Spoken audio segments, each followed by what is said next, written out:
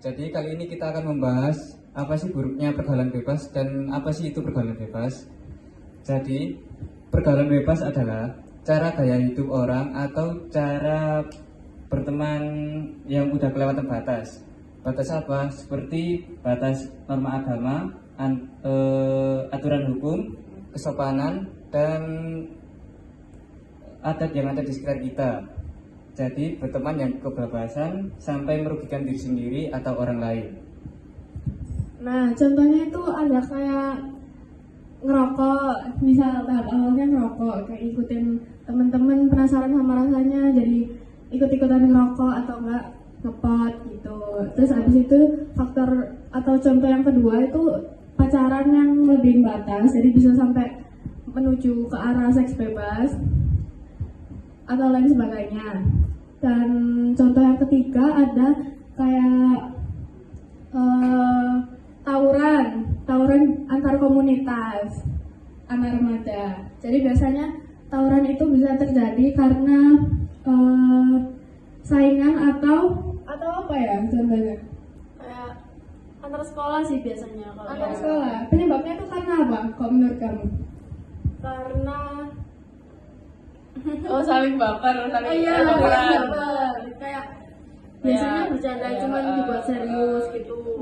terus saingan-saingan gitu, jadi ada slack di antara mereka. Ya. Terus faktor selanjutnya Nah, faktor dari pergaulan bebas itu ada banyak ya guys ya. Dimulai dari pertemanan. Kayak mungkin dia di circle-nya itu takut dibilang kayak kon gak boys, kon gak gaul gitu. Akhirnya dia memutuskan untuk melakukan hal itu. Padahal itu halnya buruk.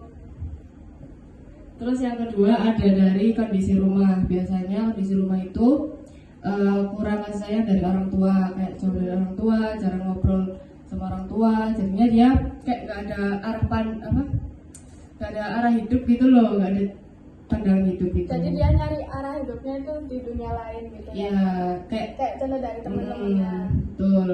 Terus habis itu yang terakhir juga bisa dari diri sendiri gitu. Dari diri sendiri tuh maksudnya gimana? Kayak dia gak punya pendirian atau gak bisa. Biasanya kan di kalangan remaja itu seumuran kita kan lagi nyari jati diri. Terus dia mungkin rasa penasarannya masih besar lah ya. Terus dia nyoba ini itu, terus dia akhirnya nggak bisa kontrol. Terus dia terjerumus ke hal-hal negatif gitu.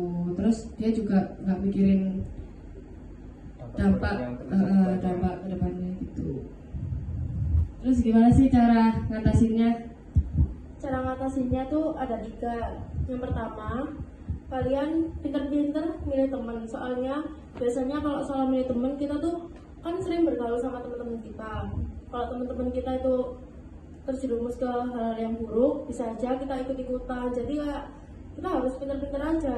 Terus yang kedua, kita harus bisa nolak kalau disuruh ngapa-ngapain atau Aneh. Kita harus berani untuk bilang enggak. Iya, Nggak kita boleh harus jadi berani. people pleaser. Ya. soalnya kita harus punya pendirian diri sendiri, nggak boleh ikut Ya, teman.